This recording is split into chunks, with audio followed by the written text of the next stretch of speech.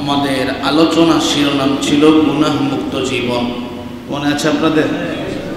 আমরা 2 পর্বে আলোচনা করেছিলাম। আজকে আমাদের গুনাহ মুক্ত জীবন দ্বিতীয় পর্বে আমরা আলোচনা করব। ওয়া মা তাওফীকি ইল্লা বিল্লাহ।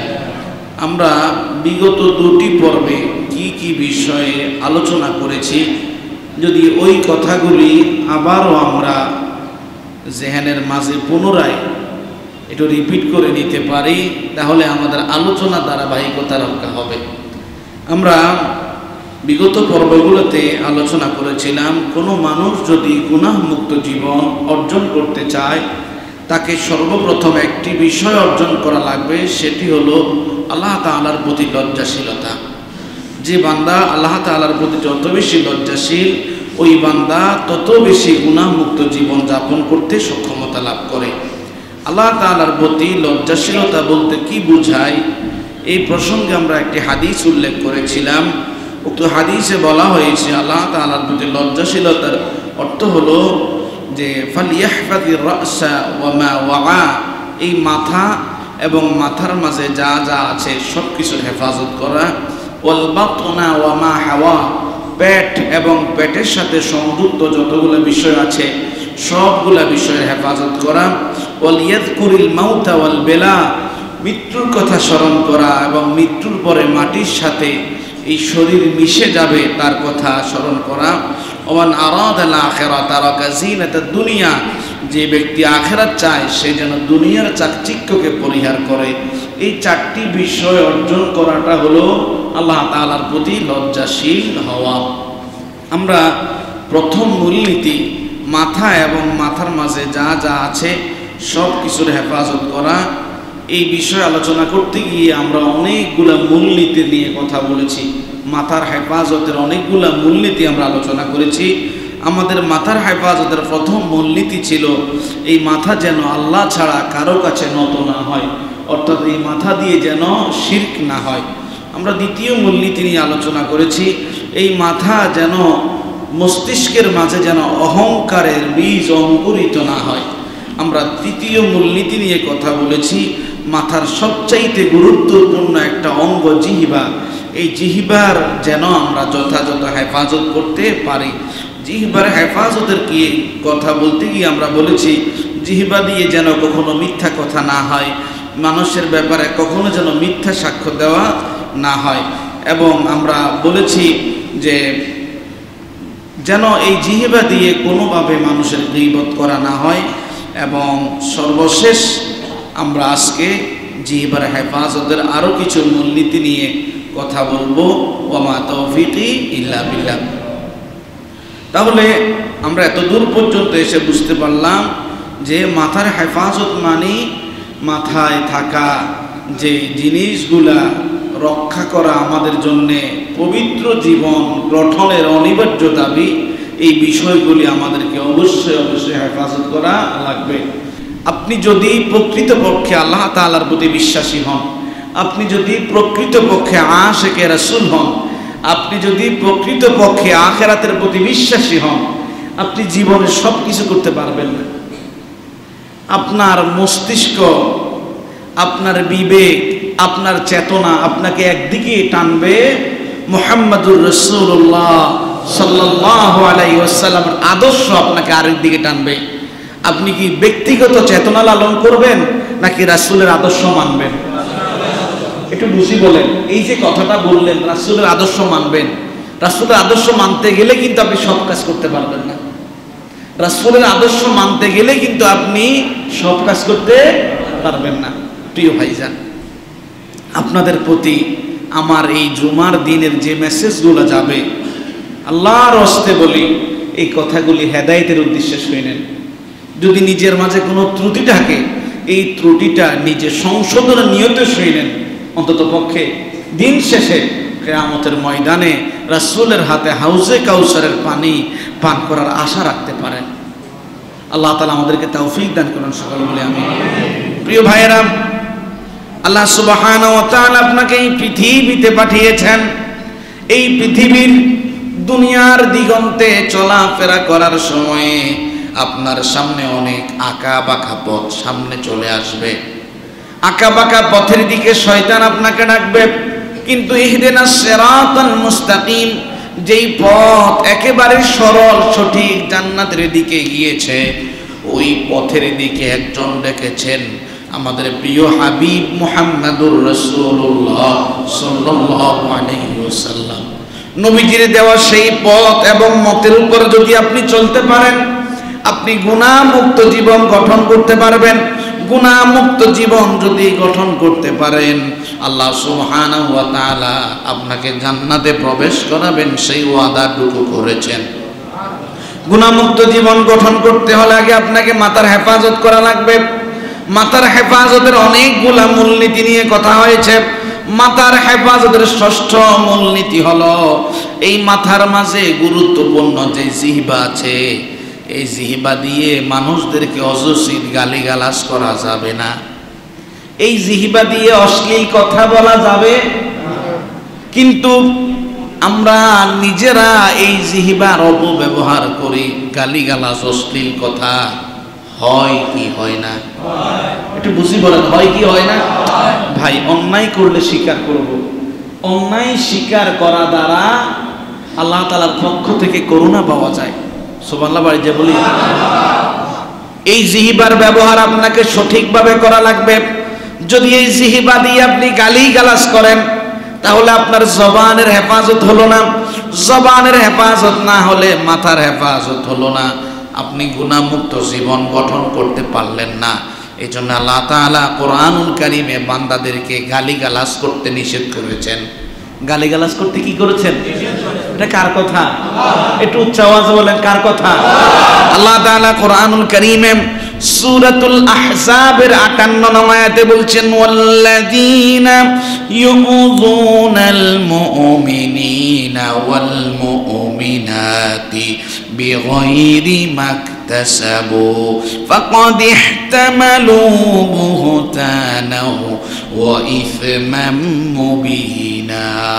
আল্লাহ তাআলা বলছেন, যারা মুমিন পুরুষ এবং মুমিনা নারীদেরকে বিনা কারণে বিনা অপরাধে গালিগালাজ করে কষ্ট দেয়, আল্লাহ তাআলা বলছেন গালিগালাজ করে কষ্ট দেওয়া এটা ভয়ঙ্কর অপরাধ।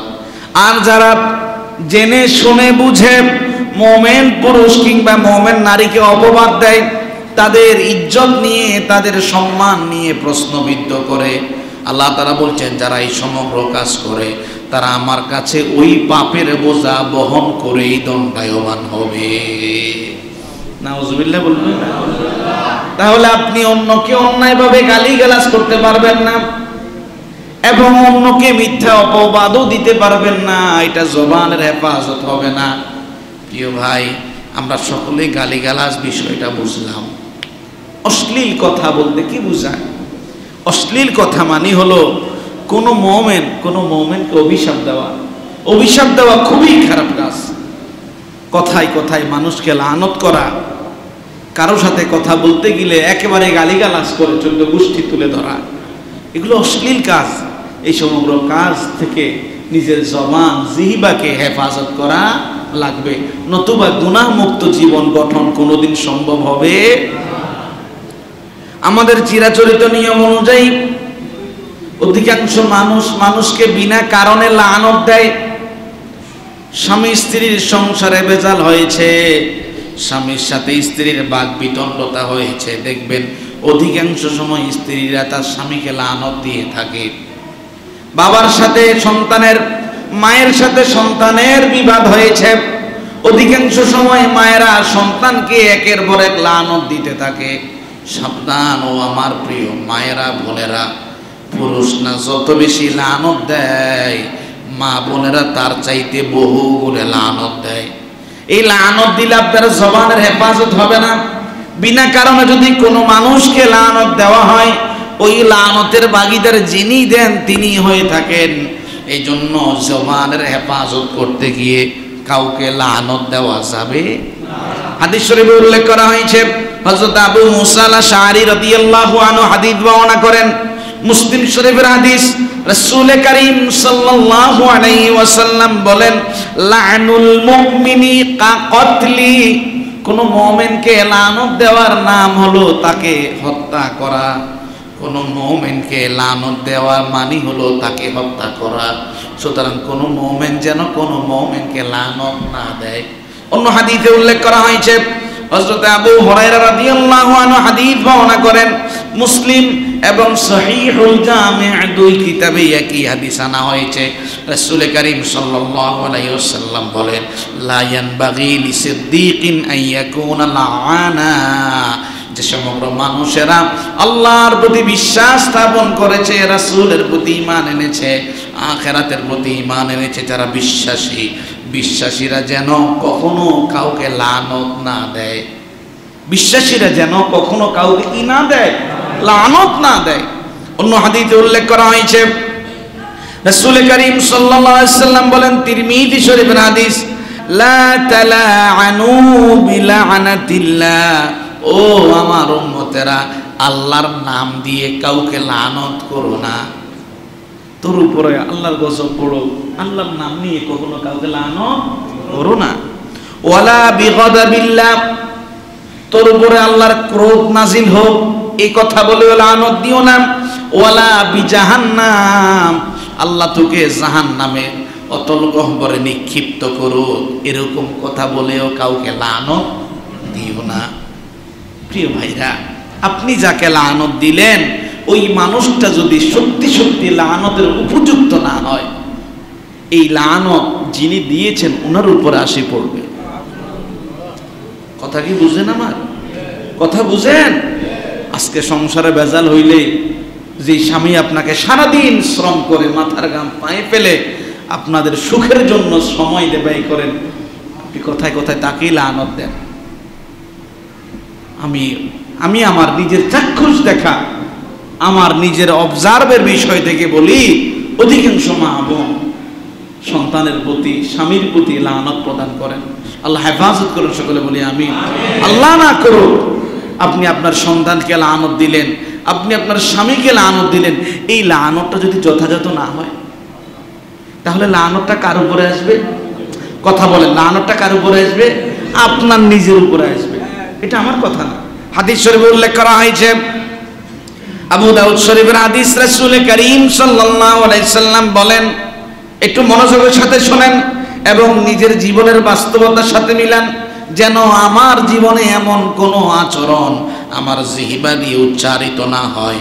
নবীজি বলেন, ইন্নাল আবদা ইযা লাআনা শাইআ, কোন মানুষ যখন কোন মানুষকে লানত দিয়ে থাকে, সাইদাতিল লানাতু ইলাস সামা, এই লানতটা আসমানের দিকে উঠতে থাকে। ফাতুগলাকু আবওয়াবাস সামাই দুনাহা, এই জমিনের কাছে যে আসমান আছে, লানতটা যখন আসমানের কাছাকাছি চলে যায়, আসমানের দুয়ারগুলো বন্ধ করে দেওয়া হয়। ওই লানত আসমানের উপর আর উঠতে পারে না। সুম্মা তুহবিতু ইলাল আরদি, তখন লানতকে জমিনের দিকে দাবিয়ে দেওয়া হয়। ফাতুগলাকু আবওয়াবুহা দুনাহা, ওই লানত জমিনের দিকে যখন আস্তে আস্তে নিচের দিকে যায়, জমিনের দুয়ারগুলোও বন্ধ করে দেওয়া হয়। লানত কোথায় আছে? আসমান এবং জমিনের মাঝখানে। নবীজি বললেন, সুম্মা তাখুযু ইয়ামিনান ওয়া শিমালান, এবার লানত জমিনের একবার ডান দিকে ঘুরে আবার বাম দিকে ঘুরে।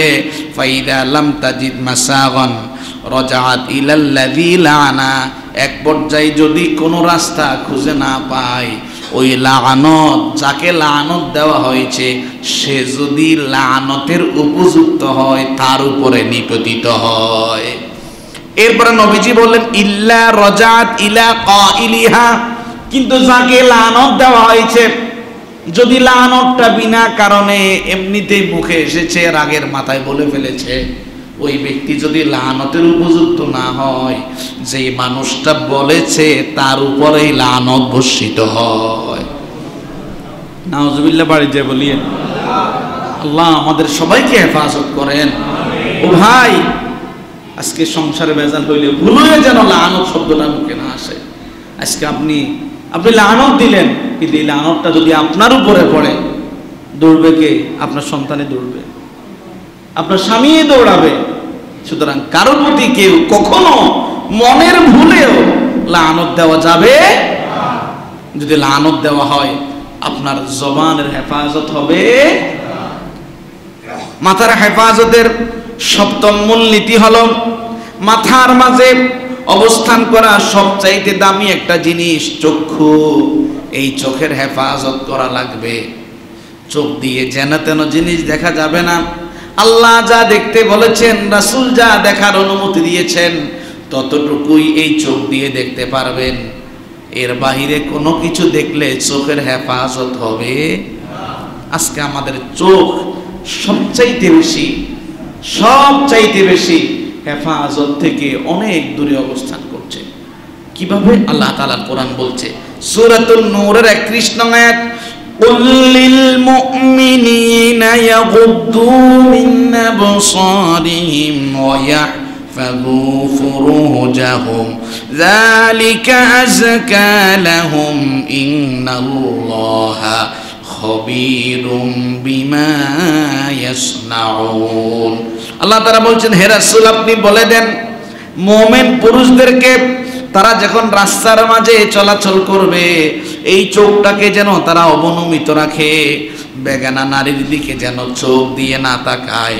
ওয়াহফাযু ফুরুজাহুম, তারা যেন তাদের লজ্জাস্থানকে হেফাজত করে। চোখের হেফাজত যখন হবে, লজ্জাস্থানের হেফাজত অটোমেটিক হয়ে যাবে। চোখের হেফাজত যখন থাকবে না, লজ্জাস্থানের হেফাজত করা কোনোদিন সম্ভব হবে না। আল্লাহ তাআলা বলছেন, হে রাসূল চোখের হেফাজত এবং লজ্জাস্থানের হেফাজতের মাঝেই তাদের জীবনের পবিত্রতা আছে, তাদের জীবনের সম্মান নিহিত আছে। নিশ্চয়ই বান্দা দুনিয়ার জমিনে যাই কিছু না করে সব কিছু আমি আল্লাহ তাআলাই ভালোভাবে জানি। কাদেরকে বলছেন? আমাদেরকে। কাদেরকে? এরপরে আল্লাহ তাআলা বলছেন, ওয়া কুল্লিল মুমিনাতি ইয়াগুদুনা মিন আবসারিহিন্না ওয়া ইয়াহফাযুনা ফুরুজাহুন্না ওয়া লা ইউবদিনা যিনাতাহুম। আল্লাহ তাআলা বলছেন, হে রাসূল এবার মুমিনা নারীদেরকে বলে দেন তারাও যেন রাস্তায় চলাচলের সময় পুরুষদের দিকে না তাকায়, নিজের চোখকে যেন অবনমিত রাখে, তারাও যেন তাদের লজ্জাস্থানের হেফাজত করে। তারা রাস্তায় চলার সময়ে যেন নিজের সৌন্দর্য প্রদর্শিত না করে। কার কথা? এ মিয়া কার কথা? কোত্থেকে বলছি? একটু জবান বলেন, কোত্থেকে বলছি? আজকে মুসলমানের পরিবারের অবস্থা দেখলে এমন হয়, মনে হয় যেন ইসলামের এই মেসেজ রাস্তায় চলাচলের ক্ষেত্রে চোখ অবনমিত করা, রাস্তায় চলাচলের সময় নারী যেন তার শরীরের চাকচিক্য মানুষকে না দেখায়। আল্লাহর কোরআনের এই আয়াত মনে হয় মানুষ জানে না। আমি কি ভুল বললাম? যার কারণে আজকে আমাদের কারণেই চোখের হেফাজত হয়। এ ভাই বলেন হয়? হয় না। এখন আসেন, যদি চোখের হেফাজত করতে হয় কাদের সাথে দেখা করা যাবে, কাদের সাথে দেখা করা যাবে না? এই 14 জন ছাড়া অন্য কোনো নারীর সাথে দেখা দিলে চোখের হেফাজত হবে না। মা, দুধমা, সৎমা, শাশুড়ি মা, মেয়ে, দুধ মেয়ে, বোন, ভাগ্নি, ভাতিজি, খালা, ফুফু, দাদি, নানি, ছেলের বউ, এই 14 জন ছাড়া অন্য কোনো নারীর দিকে তাকানো যাবে না। এখন আসেন, নারী হিসাবে 14 জন পুরুষের সাথে দেখা করা যাবে, অন্য কারো সামনে তার সৌন্দর্য, তার চেহারা, তার অবয়ব দেখা করার, প্রদর্শিত করার কোনো সুযোগ নাই। তাহলে নারী দেখতে পারবে কতজন পুরুষকে? 14 জন। কারা কারা? বাবা, শ্বশুর বাবা, চাচা। খেয়াল করেন, বাবা, শ্বশুর বাবা, চাচা, ছেলে, সৎ ছেলে, দুধ ছেলে, মেয়ে জামাই, ছেলে, সৎ ছেলে, দুধ ছেলে, মেয়ে জামাই, ভাই, দুধ ভাই, ভাগিনা, ভাতিজা, নানা, দাদা, মামা। এই 14 জন ছাড়া, পুরুষ ছাড়া কোনো নারী অন্য কারো সামনে যেতে পারবে? আমার কথা কি বুঝেন? আচ্ছা বলেন তো বাস্তবতায় বলেন, আমাদের কি আসলে চোখের হেফাজত হয়? বলেন, চোখের হেফাজত হয়? আল্লাহ আমাদেরকে আমলের তৌফিক দান করেন, সকলে বলে আমিন। প্রিয় ভাইয়েরা, চোখের হেফাজতের গুরুত্ব কেন ইসলামের মাঝে আনা হয়েছে? একজন পুরুষ কেন 14 জন নারী ছাড়া অন্য কোন নারীকে দেখতে পারবে না? একজন নারী কেন 14 জন পুরুষ ছাড়া অন্য কোন পুরুষের সামনে দেখা দিতে পারবে না? এই সিদ্ধান্ত আমি মোল্লার না আল্লাহর? আল্লাহ তাআলার হাবিব মুহাম্মাদুর রাসূলুল্লাহ সাল্লাল্লাহু আলাইহি ওয়াসাল্লাম আদর্শ সমাজ, গুনাহ মুক্ত জীবন গঠনের জন্য একটা মূল মন্ত্র দিয়েছেন। কোন মানুষ যদি চোখের হেফাজত করে, সমাজের মাঝে বেশ্যাপনা, বেলাল্লাপনা, দর্শন, ইফটিজিং চিরতরে বন্ধ হয়ে যাবে। হাদিস শরীফে উল্লেখ করা হয়েছে, হযরত আব্দুল্লাহ ইবনে মাসউদ রাদিয়াল্লাহু আনহু হাদিস বর্ণনা করেন। তারগীব ও তারহিব কিতাবে হাদিসটি আনা হয়েছে। আব্দুল্লাহ ইবনে মাসউদ রাদিয়াল্লাহু আনহু বলেন, আন-নাযরু সাহমুন মাসমুমুম মিন সিহামিশ শাইতান। নারী এবং পুরুষের নজর হলো শয়তানের নিক্ষিপ্ত একটা তীর। নারী এবং পুরুষের নজর হলো শয়তানের একটা নিক্ষিপ্ত তীর। শয়তানের নিক্ষিপ্ত তীর যদি কোনো নারী এবং পুরুষের দিলের মাঝে ঢুকে যায়, ওই দিলটার সাথে সাথে রোগাক্রান্ত হয়ে যায়। নবীজি বললেন, কেন তীর বললাম? একজন পুরুষ যখন একজন বেগানা নারীর দিকে তাকায়, তখন তার দিলের মাঝে কখনো সৎ চিন্তা জাগ্রত হয় না। কেননা ওই সময় শয়তান দিলের মাঝে কি মারে? কথা কয় না, কি মারে? তীর মারে। নবীজি এরপরে বলেন, খুব দামি কথা, ফামান তারাকাহা মাখাফাতি। আমার কোন উম্মত চোখের সামনে হঠাৎ করে একটা বেগানা নারী পড়ে গেল, চোখের নজর তার শরীরের দিকে চলে গেল, আমার কোন উম্মত যদি আল্লাহকে ভয় করে, সাথে সাথে চোখকে হেফাজত করে, আতাইতুহু আলাইহা ঈমানা, ওই ভয় করার কারণে আমি আল্লাহ তার দিলের মাঝে ঈমান দিয়ে দেব। ইয়াজিদু তা'মাহু ফি কলবি, এমন ঈমান দেব আমার ওই গোলাম দিলের মাঝে ঈমানের স্বাদ অনুভব করবে। অন্য হাদিসে উল্লেখ করা হয়েছে, হযরত আবু উমামা রাদিয়াল্লাহু আনহু হাদিস বর্ণনা করেছেন, তারগীব ও তারহিব কিতাবের হাদিস। রাসূল করিম সাল্লাল্লাহু আলাইহি সাল্লাম সমগ্র উম্মতদেরকে লক্ষ্য করে বললেন, লাতাগুদ্দান্না আবসারাকুম, ও আমার উম্মতের নরনারীরা, তোমরা অবশ্যই অবশ্যই তোমাদের চক্ষুকে সংযত করো, চোখকে অবনমিত করো। ওয়ালা তাহফাযান্না ফুরুজাকুম, অবশ্যই অবশ্যই তোমরা তোমাদের লজ্জাস্থানের হেফাজত করো। চোখের হেফাজত করো, লজ্জাস্থানের হেফাজত করো। আও লাতুকসাফান্না বুজুহাকুম, যদি চোখের হেফাজত না করো, লজ্জাস্থানের হেফাজত না করো, আল্লাহ তাআলা অচিরেই তোমাদের চেহারার নূর ছিনিয়ে নেবে। অন্য হাদিসে উল্লেখ করা হয়েছে, হযরত সাহাল বিন সাআদ রাদিয়াল্লাহু আনহু হাদিস বর্ণনা করেন, বুখারী শরীফের হাদিস। আজকে রাস্তায় চলাচলের সময় আপনি অন্য থেকে চোখকে যেমন হেফাজত করলেন, আপনার ঘরের পাশে আরেকজনের ঘর আছে, আপনার ফ্ল্যাটের পাশে আরেকজনের ফ্ল্যাট আছে, তার ঘরের দরজা খোলা আছে, আপনি আপনার ঘর থেকে তার ঘরের ভিতরে উকি মেরেও দেখতে পারবেন না। উকি মেরে যদি অন্যের ঘরের দিকে তাকান, চোখের হেফাজত হবে না।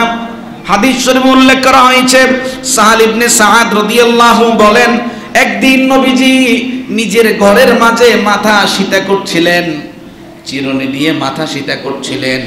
এরই মাঝে একজন ব্যক্তি নবীর ঘরের দিকে উকি দিলেন।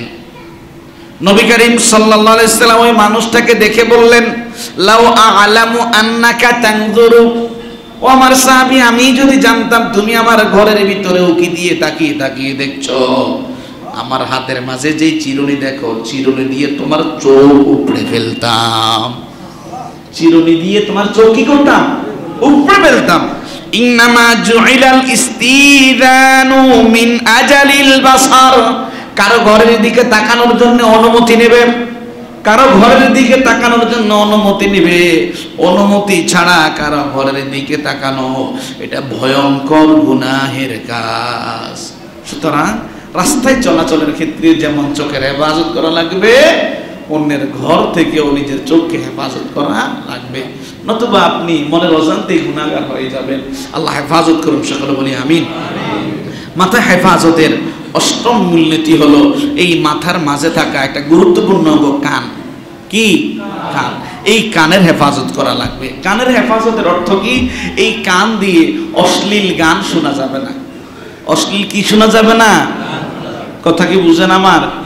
হুজুর আপনি যে ওয়াজ করতেছেন তাহলে তো আমাদের যে শিল্পী সমিতি আছে ওটা বন্ধ হয়ে যাবে। আসলে কি বন্ধ হয়েছে? হয় নাই। যুবক ফোলা ফাইন, আমি এক দোকানে ওই মুরগি কিনতে গেলাম, তো ফোলা দেখলাম মুরগিও কাটে, ওই মোবাইলে গানও চালায়। কিরে ভাই তুমি গানও শোনো? হুজুর গানটা শুনলে না শরীরটা গরম থাকে। মানে এই শরীরটা আসলে গরম থাকে না, শয়তানে তার শরীরে চুলকায়। ভাইজান, ও ভাইজান, আল্লাহর কোরআন থেকে শোনেন, আপনি মুমিন, আপনার কানের হেফাজত করা লাগবে। কান দিয়ে কোনো অশ্লীল গান শোনা যাবে না, কান দিয়ে অশ্লীলতার জিনিস শ্রবণ করা যাবে না। আল্লাহ তাআলা কোরআনুল কারীমে সূরাতুল লুকমানের 6 নং আয়াতে বলছেন, ওয়া মিনান নাসি মান ইয়াশতারি লাহুল হাদিসি লিয়ুদিল্লা আন সাবিলিল্লাহি বিগাইরি ইলম ওয়া ইয়াত্তাখিযাহা হুজুয়া উলাইকা লাহুম আযাবুম মুহিন। আল্লাহ তাআলা বলছেন, মানুষদের মধ্য থেকে এমন এমন কিছু মানুষ আছে যারা অসার ও গান বাদ্য তৈরি করার মধ্য দিয়ে মানুষদেরকে মনের অজান্তে দিন থেকে বিমুখ করতে চায়। অর্থাৎ গান এমন একটা জিনিস যেটা শোনা দ্বারা মনের অজান্তে মানুষ দিন থেকে দূরে সরে যায়। আল্লাহ তাআলা বলছেন, এই গান শোনানোর মধ্য দিয়ে তারা মানুষদের মাঝে হাসি ঠাট্টাও উপভোগ্য করার ব্যবস্থা করে দেয়। কিন্তু আমি আল্লাহ তাআলা বলছি, যারা আমার গোলামদেরকে গান উপহার দিল, হাসি ঠাট্টা উপহার দিল, যার দরুন সেই ঈমান ইসলাম থেকে দূরে সরে গেল, ওই সমগ্র নর্তক এবং নর্তকী শিল্পীদের জন্য আমি অপমানজনক শাস্তির ব্যবস্থা করেছি। ও ভাই, নিজের ছেলে মেয়েকে শিল্পী সমিতি গিয়ে ভর্তি করিয়ে গান বাদ্য শিখাবেন? কথা কয় শিখাবেন?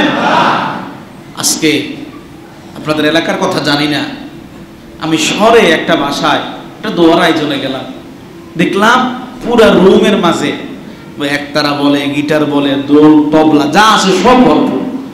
ওই মহিলা বাসায় ওলামায়ে কেরামকে ডেকে খতমে কোরআন করাচ্ছে। তা আমি একটু আশ্চর্যান্বিত হলাম যে আপনি হুজুরদেরকে ডেকে এনে দোয়ার আয়োজন করতেছেন, শয়তানের সব যন্ত্র তো আপনার ঘরের ভিতরে আছে। তা আপনি এই দিন মেনে কোরআন খতম করে ওলামায়ে কেরামকে নিয়ে আল্লাহর কাছে হাত তুলে লাভ কি? বলেন লাভ আছে? এই জন্য ভাই, গান বাদ্য কোনোভাবে শোনা যাবে? যারা বলেন, যারা গান বাদ্য শুনে আল্লাহ ওই অবস্থায় তাদের প্রতি লানত নাজিল করে। নাউজুবিল্লাহ বাড়িতে বলি, গান বাদ্য শুনবেন আর? আজকে যাদের মেমোরিতে গান বাদ্য আছে ডিলিট করবেন। আমি গান বাদ্য শুনবো না, প্রয়োজনে কোরআন তেলাওয়াত শুনবো, ওয়াজ নসিহত শুনবো, আল্লাহর কালাম শুনবো, পারা যাবে ইনশাআল্লাহ। আচ্ছা, আপনি এমবিও খরচ করলেন, মোবাইলে কম্পিউটার দোকান থেকে লোড করে নিলেন, আপনি এটা শুনে যদি আল্লাহর গজবের পাত্র হন, আপনার মতো বেকুব আর পৃথিবীতে আছে? হাদিস শরীফে উল্লেখ করা হয়েছে, আনাস ইবনে মালিক রাদিয়াল্লাহু আনহু হাদিস বর্ণনা করেন, তারগীব ও তারহিব কিতাবের হাদিস। রাসূল করিম সাল্লাল্লাহু আলাইহি সাল্লাম বলেন, সাওতানি মালউনানি ফিদ দুনিয়া ওয়াল আখিরাহ। দুই ধরনের সৌত আছে, ধ্বনি আছে, সুর আছে, যেই দুইটা সুরের কারণে দুনিয়া এবং আখিরাতে লানতের ভাগীদার হয়। রাসূল করিম সাল্লাল্লাহু আলাইহি সাল্লাম বলেন, এক ধরনের সুর হলো মিজমারুন ইনদা নিআমা, কোন নিয়ামত পেয়েছে, আনন্দ করে গান বাজনা ঢোল তবলা চালানো শুরু করেছে, ওই আনন্দের সময়ে আল্লাহর শুকরগুজার না করে গান বাদ্যর মধ্য দিয়ে সময় অতিবাহিত করার কারণে দুনিয়াতে যেমন গজবের ভাগীদার হলো, আখিরাতেও সেই গজবের অপেক্ষায় থাকলো। নবীজি এর পরে বলেন, ওয়ারান্নাতুন ইনদা মাসিবা, নিজের মা, নিজের বাবা, আপনজন মানুষ মারা গিয়েছে, কেউ যেন সুর করে বিলাপ না করে। সুর করে বিলাপ করা দ্বারা ওই সময় সে যেমন গজবের মালিক হয়ে যায়, আখিরাতে তার জন্য সমপরিমাণ গজব অপেক্ষায় থাকে। তাহলে গানবাদ্য দ্বারা আখিরাত এবং দুনিয়া উভয় জায়গায় লানতের ভাগীদার হব, করা যাবে? প্রিয় ভাইরা, মাথা হেফাজতের নবম মূলনীতি হলো অন্যের গোপন কথা শোনা যাবে না। অন্যের গোপন কথা কি করা যাবে না? শোনা যাবে না। আজকে আপনি ঘরের মাঝে কথা বলছেন, আপনার আরেক পাশের মানুষ আপনার ঘরের দরজা ধরে আপনি কি বলতেছেন ঘরের ভিতরে শুনে, এমন স্বভাব আছে না নাই? যারা এমন কাজ করে, অন্যের গোপন জিনিস শোনার চেষ্টা করে, উদ্দেশ্য হলো সমাজের মানুষের কাছে বলে বেড়ানো, আল্লাহ কিয়ামতের ময়দানে তাদের দুইটা কানের ছিদ্রের ভিতরে সীসা ঢেলে দিবেন। নাউজুবিল্লাহ। বাড়িতে বলি ও ভাই, গ্রামে গঞ্জে দেখবেন, বাড়িতে পাড়ায় এই রোগ অধিকাংশ জায়গায় আছে। আপনার অবস্থানটা কি? হাদিস শরীফ থেকে শোনেন। আব্দুল্লাহ ইবনে আব্বাস রাদিয়াল্লাহু আনহু হাদিস বর্ণনা করেন, বুখারী, মুসলিম, নাসাই, মুসনাদে আহমদ, ইবনে হিব্বান, 5 কিতাবে একই হাদিস আনা হয়েছে। নবীজি বলেন, মান ইস্তামা ইলা হাদিসি কওমিন ইয়াফিরুনা মিনহু, কোন মানুষের ঘরের কাছে গিয়ে কিংবা কোন মানুষের গোপন জিনিস তালাশ করে, উদ্দেশ্য হলো ওই গোপন কথাটা নিয়ে সে সব মানুষের কাছে প্রচার করবে। নবীজি বলেন, সুব্বা ফি উযুনাইহিল আযুনুক, কিয়ামতের ময়দানে এই কাজে জড়িত যারা, তাদের দুইটা কানের ছিদ্রের ভিতরে আল্লাহ সীসা ঢেলে দেবেন। সীসা মানে কি? রাস্তা ফাঁকা করার সময় কালো জায়গা দেখেন সীসা না, এই সীসা কি জিনিস কোনদিন কল্পনাও করতে পারবেন না। প্রিয় ভাইজান, তাহলে কানের হেফাজত করা যাবে ইনশাআল্লাহ? অন্যের গোপন জিনিস শোনার চেষ্টা করবেন? কথা কয় না, শোনার চেষ্টা করবেন না। এই রোগ যেন আমাদের কাছ থেকে চলে যায়। আপনি আরেকজনের গোপন জিনিস শুনে আরেকজন মানুষের কাছে বলে তাকে ছোট করবেন, তাকে লাঞ্ছিত করবেন। আল্লাহ যে আপনার জন্য আরেক জায়গায় খাদা করে রেখেছেন, আপনার কি সেই খবর আছে? সাবধান, অন্যকে ছোট করতে যাবেন না, অন্যকে লাঞ্ছিত করবেন না, কারোর সামনে কাউকে খাটো করবেন না। আল্লাহ আমাদেরকে হেফাজত করেন, সকলে বলে আমিন। প্রিয় ভাইজান, একটা ঘটনা বলি। ইমাম কুরতুবী রাহিমাহুল্লাহ, তাফসীরে কুরতুবীর লেখক। কোন কিতাবের লেখক? তাফসীরে কুরতুবীর লেখক ইমাম কুরতুবী রাহিমাহুল্লাহ তার কিতাবের মাঝে হযরত আমর ইবনে দিনার রাদিয়াল্লাহু আনহুর একটা ঘটনা উল্লেখ করেছেন। আমর ইবনে দিনার রাদিয়াল্লাহু আনহু তিনি বলেন, মদিনাতুল মুনাওয়ারায় একজন নারী মারা গেল। ওই নারীকে তার নিজের ভাইয়েরা দাফন করলো। ভাইয়েরা যখন দাফন করলো, তাদের কোমরের মাঝে স্বর্ণ মুদ্রা ছিল। দাফন করার সময় মনের অজান্তেই স্বর্ণ মুদ্রা ওই কবরের মাঝেই পড়ে গেল। তারা সুন্দর করে বোনকে দাফন করে যখন চলে আসলো, এরই মাঝেই খোঁজাখুঁজি করতে শুরু করলো, স্বর্ণ মুদ্রা কোথায়? মনের মাঝে পড়ে গেল, বোনকে যখন দাফন করেছি ওই গোরস্থানের মাঝেই স্বর্ণ মুদ্রা পড়ে গিয়েছে মনে হয়। তারা বোনের কবরকে যখন খনন করতে লাগলো, এক পর্যায়ে ওই গোরস্থানে বোনের কবরের মাঝে ধাউ ধাউ করে আগুন জ্বলতে লাগলো। স্বর্ণ মুদ্রা সাথে নিল, নিয়ে নিজের ওই মেয়ের মাকে জিজ্ঞাসা করলো, মা আপনার মেয়ে তো মারা গিয়েছে, স্বর্ণ মুদ্রা নেওয়ার দরুন কবরটা আবার খনন করা হয়েছে, একটু বলবেন আপনার মেয়ের জীবনে এমন বড় কি অপরাধ ছিল? ওই মা তখন বলল, কি বলেছে? ইমাম কুরতুবী তার কিতাবে উল্লেখ করেছেন, মদিনার ওই মা বলল, আমার এই মেয়ে 2টা কাজ করত। প্রথম অপরাধ ছিল সে নামাজ কাজা করত। 2 নম্বর অপরাধ ছিল রাতের বেলা এসে তার প্রতিবেশীর ঘরের দুয়ার ধরে ধরে তাদের ভিতরের গোপন কথা শুনতো। দিনের বেলায় সব মানুষের কাছে বলে বেড়াতো। তখন ইমাম কুরতুবী রাহিমাহুল্লাহ বলেন, এই অপরাধের দরুন আজকে সম্ভবত তার কবরের মাঝে ধাউ ধাউ করে আগুন জ্বলছে। এই জন্য ভাই, অন্যের গোপন কথা শোনার প্রয়োজন আছে? শোনার প্রয়োজন আছে? আজকে এখানে যারা আছেন একটু শপথ করেন, আল্লাহ আমরা কখনো অন্যের গোপন বিষয় তালাশ করব না। আল্লাহ তৌফিক দেন, সকলে বলি আমিন। প্রিয় ভাই, সর্বশেষ মাথা হেফাজতের সর্বশেষ কথা, এই কথাটা বলবো ইখলাসের উদ্দেশ্যে, সবাই শুনবেন। সেটি হলো মাথার সবচাইতে সুন্দর একটা জিনিস মুখ। সেটা কি? এই মুখের মাঝে দাঁড়িয়ে রাখা। অনেক ভাই আপনি দাঁড়িয়ে রাখেন না। আচ্ছা বলেন, সৃষ্টিগতভাবে আল্লাহ তাআলা পুরুষের মুখে দাঁড়িয়ে দিয়েছেন, নারীর মুখে কি দাঁড়িয়ে দিয়েছেন? কিন্তু আপনি দাঁড়িটা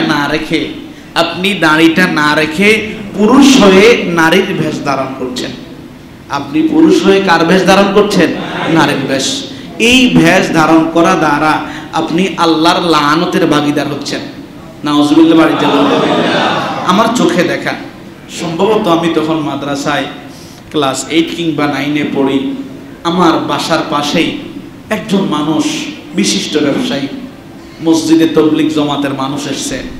উনি রাত্রিবেলায় এসে পরের দিন জুমা সবাইকে সুন্দর করে মেহমানদারিত্ব করাইছেন। আল্লাহর এই বান্দা যেহেতু আগামীকাল শুক্রবার একটু সুন্দর হওয়া লাগবে, রাত্রিবেলা ক্লিন শেভ করছে। যখন রাতে বিছানায় ঘুমাতে গেছে, আল্লাহর বান্দা মারা গেছে। তাহলে তার মুখের মাঝে কিছু আছে? আর কথা বুঝেন, আছে কিছু? বলে এই বান্দা তার মুখের মাঝে নবীর সুন্নতটা নিয়ে যেতে পারে নাই। পুরুষ হয়ে নারীর রূপ ধারণ করে সে যদি দুনিয়ায় লাআনতের ভাগীদার হয়ে যায়, তার আখিরাত কত সুন্দর হবে বলে। আল্লাহ তাআলার হাবিব মুহাম্মাদুর রাসূলুল্লাহ সাল্লাল্লাহু আলাইহি ওয়াসাল্লাম বলেন, আব্দুল্লাহ ইবনে আব্বাস রাদিয়াল্লাহু আনহু হাদিস বর্ণনা করেছেন, সহিহ বুখারী শরীফের হাদিস। নবীজি বলেন, আব্দুল্লাহ ইবনে আব্বাস বলেন, লাআনা রাসূলুল্লাহ সাল্লাল্লাহু আলাইহি ওয়াসাল্লাম আল মুতাশাব্বিহাইনি মিনার রিজালি বিন নিসা ওয়াল মুতাশাব্বিহাতি মিনান নিসাই বির রিজাল। যে মানুষটা পুরুষ হয়ে নারীর ভেষ ধারণ করে, যে নারী হয়ে পুরুষের ভেষ ধারণ করে, নবীজি বলছেন উভয়ের প্রতি আল্লাহর লানত নাজিল হতে থাকে। অন্য হাদিসে উল্লেখ করা হয়েছে, হযরত আব্দুল্লাহ ইবনে ওমর রাদিয়াল্লাহু আনহু হাদিস বর্ণনা করেন, সহিহ বুখারী শরীফের হাদিস। রাসূল কারীম সাল্লাল্লাহু আলাইহি সাল্লাম সাহাবীদেরকে বললেন, খালিফুল মুশরিকিন, আমার সাহাবীরা তোমরা মুশরিকদের বিরুদ্ধে আচরণ করো, তোমরা মুশরিকদের বিরুদ্ধাচরণ করো। ওয়াফিরুল লুহা, কেমন বিরুদ্ধাচরণ? মুশরিকরা তাদের দাড়িদেরকে ছোট ছোট করে রাখে, দাড়িকে পরিচ্ছন্ন একবারে ছাটিয়ে ফেলে। তোমরা তেমনটা করো না, তোমরা দাড়িকে লম্বা করো। ওয়াকফু শাওয়ারিব, মুশরিকরা মোষ বড় বড় রাখে, তোমরা মোষকে ছোট করো। এই কাজ করার মধ্য দিয়ে তোমরা মুশরিকদের সাথে বিরুদ্ধাচরণ করো। প্রিয় ভাইরা, আল বিদায়া ওয়ান নিহায়া একটি ঘটনা উল্লেখ করা হয়েছে। একবার রাসূল কারীম সাল্লাল্লাহু আলাইহি সাল্লামের নিকট কিসরার বাদশার পক্ষ থেকে 2 জন দূত এসেছে। উভয়জন দূতের মুখের মাঝে একেবারে ছোট ছোট দাড়ি ছিল। রাসূল কারীম সাল্লাল্লাহু আলাইহি সাল্লামের সামনে যখন তারা আসলো, রাসূল দেখলেন তাদের মুখের মাঝে দাড়ি নাই, একেবারেই সংক্ষিপ্ত, মোষগুলি অনেক বড় বড়। নবীজি রাগান্বিত হলেন, বললেন, আচ্ছা তোমাদেরকে এই কাজ করার নির্দেশ কে দিয়েছে? উভয় দূত বলল, আমাদের বাদশা ফরমান জারি করেছে আমরা যেন দাড়িগুলাকে ছেটে ফেলি, মোষকে যেন বড় করি। তখন নবীজি বললেন, লাকিন্না রাব্বি আমারনি বিইফাই লিহিয়াতি ওয়া কাসি শাওয়ারিবি, অথচ আমার আল্লাহ আমাকে আদেশ করেছেন আমি যেন দাড়ি লম্বা করি, মোষ যেন খাটো করি। প্রিয় ভাইরা, ও প্রিয় ভাই, তাহলে অন্তপক্ষে একটু সিদ্ধান্ত নেন না আজকে থেকে। ভাই, জীবনের অনেক সময় কাটাইছেন, অনেকে চিন্তা করে হুজুর আব্বা তো এখনো মরে নাই, তা আব্বা সিরিয়াল যেহেতু এখনো আসে নাই, আব্বা যেদিন মরবে ওই দিন থেকে রাখবো। আমি এমনও দেখেছি হজে গেছে, মুখে একটু একটু দাঁড়িয়ে উঠছে, যেদিন আরফাত ময়দান থেকে হজ শেষ করে এসছে, এখনো মক্কা মদিনা ছাড়ে কিন্তু বাংলাদেশে আসে নাই। আল্লাহর বান্দা সফান সফা পুরো মুখ পরিষ্কার করে দিচ্ছে। তা আপনার এই হজ দিয়ে লাভ কি বলেন? লাভ আছে? অথচ এই দাড়ি লম্বা করা, গোঁফ খাটো করা, এটি শুধু উম্মতে মুহাম্মদী সুন্নত নয়, পৃথিবীতে আগত যত নবী এবং রাসূল ছিল সব নবী এবং রাসূল দাড়ি লম্বা করেছেন, মোষ খাটো করেছেন। সুবহানাল্লাহ বাড়ি যে বলে হুজুর সুবহানাল্লাহ কেমনে কই, অপরাধী তো আমি নিজে। খেয়াল করেন, হাদিস শরীফে উল্লেখ করা হয়েছে, মা আয়েশা রাদিয়াল্লাহু আনহা হাদিস বর্ণনা করেছেন, মুসলিম শরীফের হাদিস। রাসূল করিম সাল্লাল্লাহু আলাইহি ওয়াসাল্লাম বলেন, আশরুম মিনাল ফিতরা, 10টা জিনিস দ্বীনি ফিতরতের অন্তর্ভুক্ত। অর্থাৎ এই 10টা জিনিস এমন এক ধরনের ফিতরত, এমন এক ধরনের স্বভাবজাত কর্ম, পৃথিবীতে আগত সব নবী এবং রাসূল এই ফিতরত, এই স্বভাবগুলি নিজের জীবনে বাস্তবায়িত করেছেন। 1 নম্বর ফিতরত কসুস শারিব, গোঁফগুলি কাটো করা। ও ইফাউল লুহা, 2 নম্বর দাড়ি লম্বা করা। ও সিওয়াকু, 3 নম্বর মিসওয়াক করা। ওয়াস্তিনশাকুল মা, 4 নম্বর নাকের মাঝে পানি দেওয়া। ও কসুল আযফার, নখ বড় হয়েছে ছোট করে নেওয়া। ও কসলুল বারাজিম, গিরা সমূহ পানি দিয়ে ধৌত করা। ও নাতফুল ইবতি, বগলের পশম বড় হয়েছে খাটো করা। ও হালকুল আনা, নাভির নিচের পশম পরিচ্ছন্ন করা।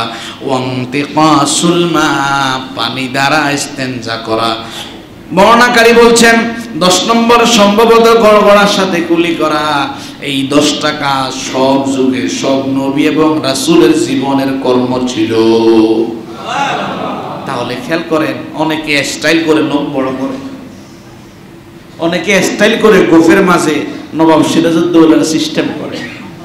ভাইজান, আপনার আদর্শ মুহাম্মাদুর রাসূলুল্লাহ।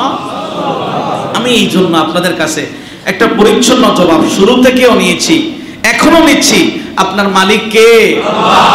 আপনার হাবিব, আপনার নবী মুহাম্মদ সাল্লাল্লাহু আলাইহি ওয়াসাল্লাম। আপনি আখিরাতে বিশ্বাস করেন, দুনিয়ার চালচলিত, দুনিয়ার জীবন আদর্শ, দুনিয়ার মতবাদ আপনাকে একদিকে নেবে। আপনি যদি সত্যিকার অর্থে আখিরাতে বিশ্বাসী হন, আপনি সব কিছু দুনিয়ার মতবাদ দিয়ে করতে পারবেন। আপনাকে আল্লাহ এবং তার রাসূলকে খুশি করা লাগবে, আল্লাহ এবং তার রাসূলের বিধানের কাছে মাথা পেতে দেওয়া লাগবে। তাহলে আপনার আখিরাত সুন্দর হবে, নতুবা আপনার আখিরাত কোনোদিন সুন্দর হবে না। ও মুসলমান, দুনিয়ার আদর্শ যদি আপনি লালন করে আপনার জীবনকে চালাতে পারেন, আপনি কি রাসূলের আদর্শ গঠন করতে পারেন না? পারা যায় না? আল্লাহ তাআলা আমাদেরকে তার হাবিব মুহাম্মদ সাল্লাল্লাহু আলাইহি সাল্লামের আদর্শ মেনে নিজের জীবনকে গঠন করা তৌফিক দিন। সকলে বলি আমিন। ওয়া আখির দাওয়ানা আলহামদুলিল্লাহি রাব্বিল আলামিন। আমরা যারা সুন্নাহ পড়িনি, সুন্নাহ পড়ে